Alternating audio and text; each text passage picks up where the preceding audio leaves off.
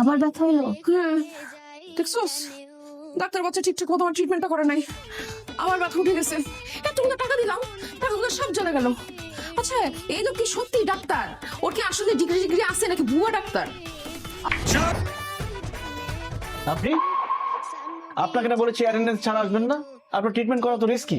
আর আমি তো ট্রিটমেন্ট করার জন্য আসি নাই। চেম্বারের টাইমে গল্প করতে পারবো না, আপনি আসতে পারেন। আপনি এত বেশি বুঝেন কেন? আমি গল্প করতে আসি নাই। আসলে হয়েছে কি, ওই যে ওই দিন ট্রিটমেন্ট করা গেলাম না, ওইটার একটা ডকুমেন্ট আমার লাগবে। কেন?